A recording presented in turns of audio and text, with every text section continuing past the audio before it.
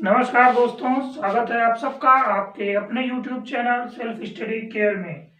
दोस्तों, एक बार पुनः आप लोगों के बीच में एक नया सेशन लेकर के मैं आ चुका हूं।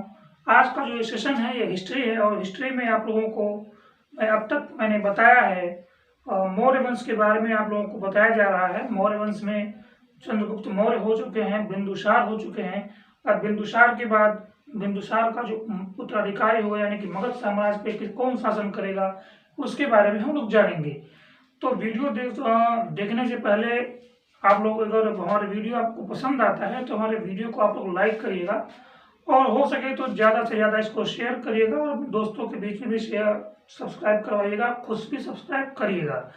तो चलिए शुरू करते हैं और देखते हैं कि मौर्य वंश में आगे क्या होता है, बिंदुसार के बाद गद्दी पे कौन बैठने वाला है और कौन बैठेगा, उसकी क्या कार्यप्रणाली रहती है। इन सारी चीज़ों को हम लोग अध्ययन करते हैं।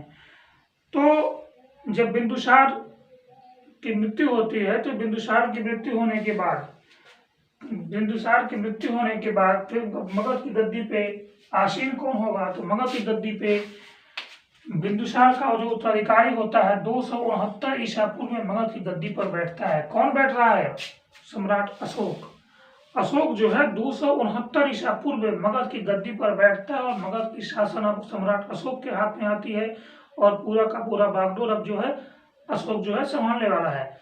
269 ईसा पूर्व जब अशोक गद्दी पर बैठता है तो गद्दी पर बैठने के लिए ऐसा कहा जाता है, बौद्ध ग्रंथों के अनुसार ऐसा कहा गया है कि अशोक ने राजा बनने के लिए अपने 99 भाइयों की हत्या की थी। कितने भाइयों की?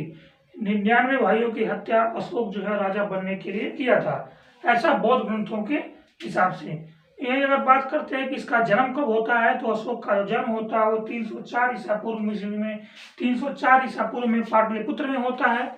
304 ईसा पूर्व पाटलिपुत्र में होता है। 269 ईस्वी में यह गद्दी पे ईसा पूर्व में क्या करता है? गद्दी पे बैठता है। लेकिन गद्दी पे बैठने के लिए यह बौद्ध ग्रंथों के अनुसार 99 भाइयों की हत्या भी कर देता है, जो कि कह सकते हैं कि अपने में बहुत ही क्रूरतम घटना हो सकती है अगर ये बात सत्य है तो। फिर हम देखते हैं कि राजगद्दी पे बैठने के समय जब अशोक जो है उनका क्या होता है? राज्यपाल रहता है। जब अशोक गद्दी पर बैठता है तो अशोक गद्दी पर बैठने के समय अवंती का क्या रहता है? राज्यपाल रहता है। फिर उसके बाद आती है बात जब कलिंग पर लड़ाई होती है। कलिंग पर जो है आक्रमण जो है अशोक करता है अपने गद्दी पे आसीन होने के 8 साल बाद, यानी कि 269 ईसा पूर्व में गद्दी पर बैठता है और 269 ईसा पूर्व में गद्दी पर बैठने के बाद उसके 8 वर्षों के बाद यानी कि 261 ईसा पूर्व में वह कलिंग पर आक्रमण कर देता है। और जो कलिंग पे अशोक का आक्रमण होता है वह बहुत ही भयावह होता है, बहुत ही दुर्दांत तरीके से करता है। वहां बहुत ही व्यापक स्तर से कह सकते हैं कि नरसंहार होता है। इस नरसंहार को देख करके अशोक हालांकि इस युद्ध में विजय तो हो जाता है, अशोक को जीत तो हासिल होती है, लेकिन इतना ज्यादा नरसंहार कलिंग युद्ध में होता है। उस नरसंहार को देख करके अशोक का हृदय जो है वो द्रवित हो जाता है, यानी कि पिघल जाता है। अब पिघलने के बाद क्या करता है अशोक? अपना अस्त्र शस्त्र त्याग देता है। फिर वह जो है वहां से बौद्ध धर्म को अपना लेता है।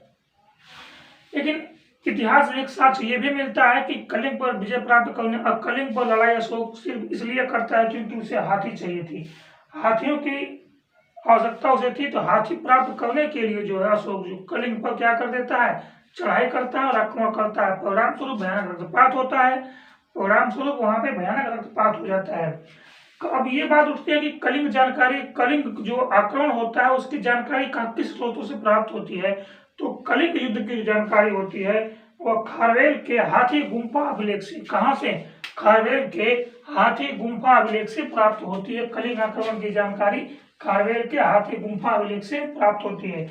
जब अशोक कलिंग पर लड़ाई करता है तो उस समय कलिंग का जो राजा होता है वह नंदराज होता है। कौन होता है? जब अशोक कलिंग पर लड़ाई करता है, चढ़ाई करता है, तो उस समय कलिंग का जो राजा रहता है वो नंदराज रहते हैं। फिर अब जब नंदराज रहते हैं उसके बाद अब ये यहाँ को कलिंग विजय प्राप्त होती है, अशोक कलिंग को जीत लेता है। जीतने के परिणाम स्वरूप मैंने बताया आपको कि वहाँ भयानक रक्तपात हो जाता है।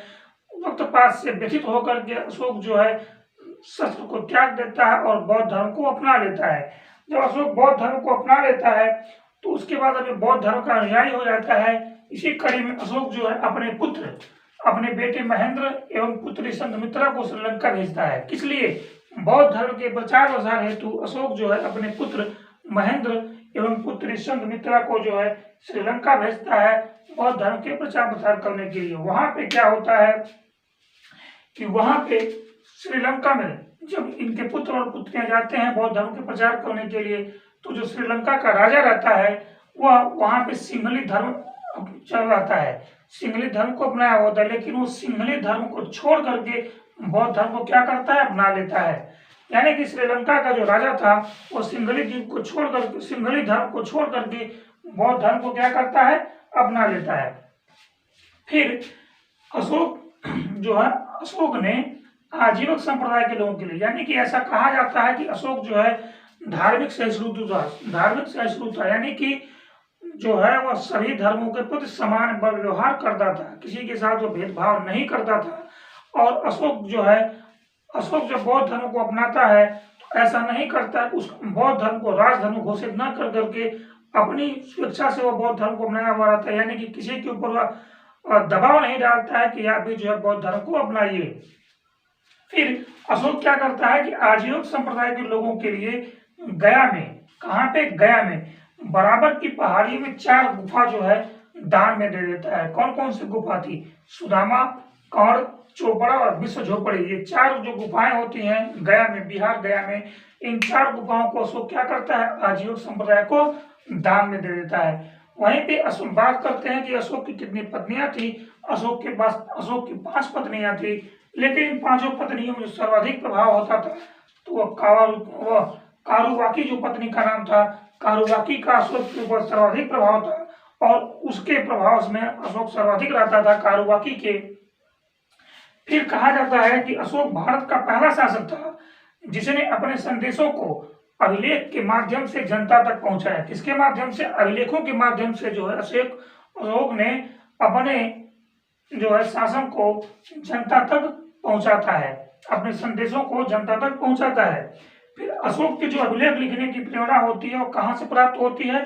तो अशोक को अभिलेख लिखने की प्रेरणा इराक के राजा डेरियस से प्राप्त होती है। किससे? इराक के राजा डेरियस से प्राप्त होती है। अब बात कर लेते हैं कि अभिलेखों की भाषा थी वो कौन सी थी। अशोक ने जो अभिलेख लिखवाए उन अभिलेखों की जो भाषा थी वो कौन सी थी? तो अशोक के द्वारा जो अभिलेख लिखे गए उन अभिलेखों की भाषा प्राकृत थी। कौन सी थी? प्राकृत थी। ये को प्राकृत भाषा में थी। और अशोक ने जो है 4 लिपियों में लिखा है। कितने लिपि में लिखा है? 4 लिपि में। कौन कौन सी लिपि? ब्राह्मी लिपि, खरोष्ठी लिपि, अरमाइक लिपि और ग्रीक लिपि। ये जान लेते हैं 4 लिपियां थी ये कहाँ से प्राप्त हुई थी। तो जो ब्राह्मी लिपि है, ब्राह्मी लिपि ये भारत में मिले हैं। वही खरोष्ठी लिपि की बात करते हैं तो यह पाकिस्तान से मिले हैं। और अरमाइक लिपि ये अफगानिस्तान से मिलती है। ग्रीक लिपि ये भी अफगानिस्तान के उत्तरी प्रांत से प्राप्त होती है। कौन सी? अरमाइक लिपि। तो ये अशोक के बारे में कहा गया। फिर एक बार हम इसको दोबारा से रिवाइज करते हैं, रिपीट कर लेते हैं, देख लेते हैं। अशोक का जन्म कब होता है? 304 ईसा पूर्व में। कहाँ पे होता है? पाटलिपुत्र में होता है। अशोक मगध की गद्दी पर कब आसीन होता है? अशोक मगध की गद्दी पर 269 ईसा पूर्व में आसीन होता है। फिर कलिंग पर युद्ध कब होता है? 261 ईसा पूर्व में कलिंग पर युद्ध होता है। कलिंग के युद्ध में जो है होता है तो कलिंग का राजा कौन होता है? तो कलिंग के राजा नंदराज होते हैं। फिर अशोक ने किसे श्रीलंका में बौद्ध धर्म के प्रचार प्रसार के लिए भेजा है? तो अशोक अपने पुत्र महेंद्र एवं पुत्री संघमित्रा को बौद्ध धर्म के प्रचार प्रसार के लिए भेजता है। फिर अशोक के जो अभिलेख होते हैं वो किस भाषा में लिखे गए हैं? अशोक ने जो अभिलेख लिखा, अशोक अभिलेख लिखे हैं, अभिलेखों की भाषा कौन सी होती है? तो अभिलेखों की जो भाषा होती है वो प्राकृत होती है। अशोक को अभिलेख लिखने की प्रेरणा कहाँ से प्राप्त होती है? तो इराक के राजा डेरियस से प्राप्त होती है। फिर अशोक ने जो अभिलेख लिखे हैं वो कितने भाषाओं में लिखे हैं? तो 4 लिपि में लिखा गया है। कौन कौन सी? ब्राह्मी लिपि, खरोष्ठी, अरमाइक और ग्रीक लिपि में लिखा गया है। किसमें किसमें लिखा गया है? ब्राह्मी, खरोष्ठी, अरमाइक और ग्रीक लिपि में लिखा गया है।